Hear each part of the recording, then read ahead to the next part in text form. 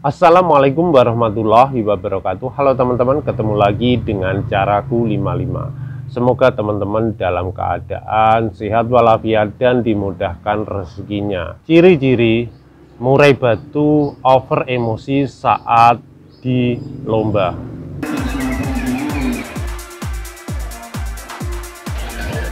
Memahami karakter pada murai batu itu sangatlah penting kita lakukan untuk menentukan settingan pada murai batu. Ada beberapa, kadang kita juga bingung, murai batu belum tahu faktor yang faktornya ya, kita harus merawat seperti ala kadar biasanya. Bisa salah menambah penjemuran, ataukah bisa melalui umbaran. Ada beberapa yang harus kita lakukan sehingga kita dapat memahami karakter pada murai tersebut. Bisa melalui kita sering lombakan dengan sambil mencari settingan.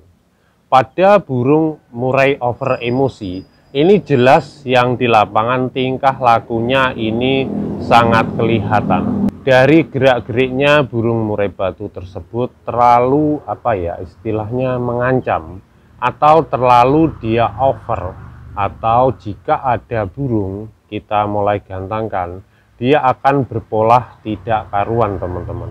Jadi polanya burung ini kelihatan kalau ini emosi.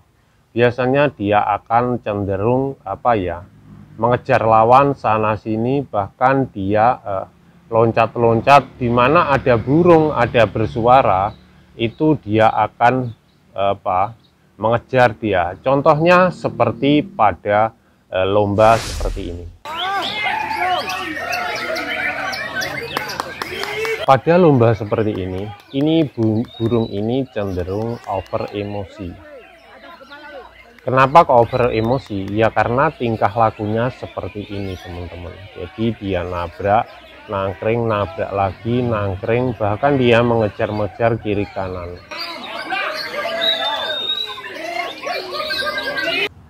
Apa sih penyebab dari burung over emosi saat di lapangan ini? Jadi pengaruhnya ini banyak sekali faktor yang mempengaruhi ini terjadi.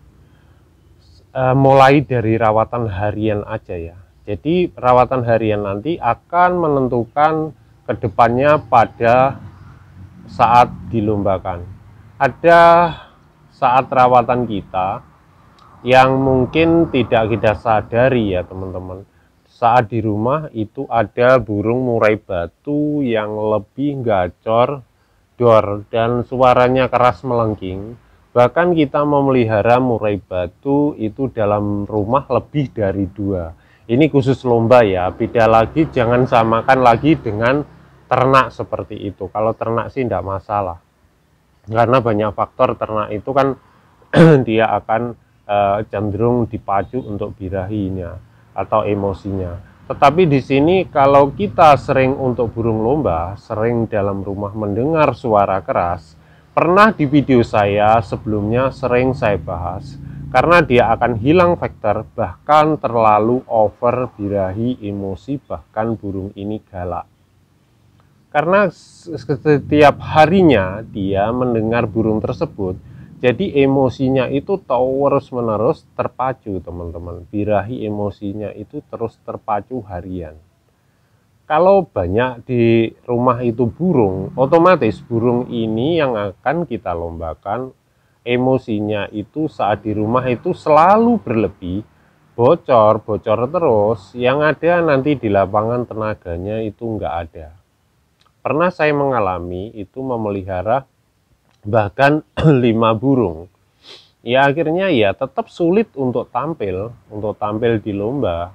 Untuk juara 1, 2, 3 pun agak sulit banget, karena yaitu tadi karena dia sudah terbiasa di rumah dengan emosi tinggi, nanti di lapangan tambah tinggi. Jika ada masteran atau suara keras, masteran rambatan atau cililin atau jala atau pokoknya suaranya yang terlalu keras, dan ini kita dekatkan, bahkan saling melihat, bahkan jarak 1 meter 2 meter, Yang ada burung ini bisa drop dan bisa emosi terus, akhirnya menjadi burung galak, teman-teman.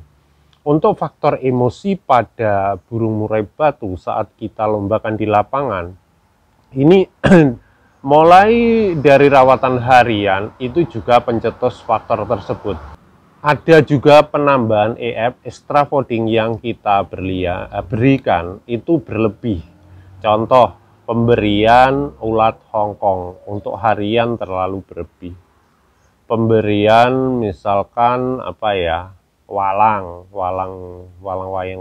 yang kita cari itu biasanya di kebun atau di mana itu, terus kelabang atau burung-burung yang pemacu emosi itu banyak sekali, cicak dan sebagainya seperti itu. Ini nanti akan jelas over emosi.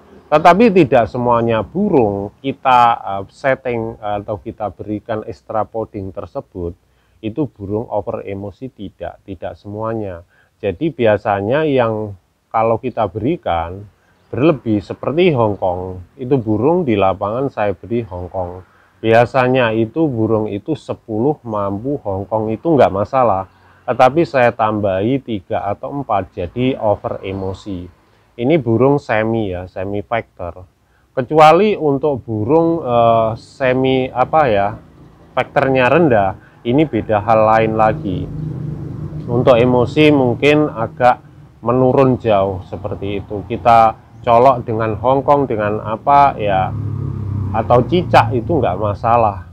Tetapi juga itu tadi, kita harus memahami karakter burung tersebut. Itu tidak mudah, perlu waktu, teman-teman. Memahami karakter satu burung aja itu perlu waktu. Harus kita teliti, kita lihat jemurnya gimana. Jika terlalu penjemuran durasi lama, burung makin over emosi, berarti kita harus turunkan. Jika kurang emosi, berarti penjemuran ini kita lakukan penambahan. Tetapi juga kita harus melihat burung ini, jika burung ini jemur nggak kuat, akhirnya berakibat cabul, ya kita harus hentikan. Jadi men-setting burung ini tidaklah mudah. Jadi tadi yang saya tampilkan di depan tadi, video tadi, ini burung overnya emosinya terlalu tinggi. Ini padahal jangkrik konsumsi untuk berangkat lomba itu hanya 3 saja, teman-teman. Tetapi saya pacu dengan ulat Hongkong, memang settingannya seperti itu. Karena burung ini kurang kondisi dan saya paksakan, akhirnya ya begitu kejadiannya. Dia over emosi, tapi tidak terlalu over banget. Ini hampir ya sekitar 80% ini over emosi. Meskipun ada birahi. Apa yang kita lakukan jika burung keadaan over emosi seperti ini? Ya tentu harian kita kurangi penjemuran, banyakin umbaran, dan mandi bisa kita tambah seminggu 3 kali atau kemauan burung itu sendiri. Jadi kita harus menganalisa gimana burung ini agar menurun emosinya saat kita lombakan. Dan saat kita lombakan harus kita kurangi ulat Hongkongnya, bisa memacu birahi dengan cara menambahkan jangkrik atau kroto dikit. Kroto bisa H-1 atau hari H tersebut itu dicampur antara kroto plus Hongkong, teman-teman. Jadi itu tadi contoh dan ciri-ciri pada burung murai batu, tetapi saya juga membahas tentang cara menanganinya seperti itu. Dan ini perlu waktu dan detail, teman-teman. Harus kita pahami pelan-pelan, jangan terlalu keburu-buru. Itu aja dari teman-teman. Jika masih kurang paham dengan penjelasan saya, teman-teman bisa WA saya. Nomor ada di deskripsi di bawah judul video ya, teman-teman. Ada di situ. Saya cantumkan di situ, teman-teman. Jika teman-teman mempunyai pengalaman yang berbeda, mari kita berbagi kepada kicau mania semua bisa di kolom komentar. Mungkin teman-teman mempunyai pendapat yang berbeda. Terima kasih, itu aja teman-teman. Semoga teman-teman dalam keadaan sehat walafiat dan dimudahkan rezekinya. Berbagi ilmu itu indah. Wassalamualaikum warahmatullahi wabarakatuh. Kali ini saya akan membahas tentang ciri-ciri overmurray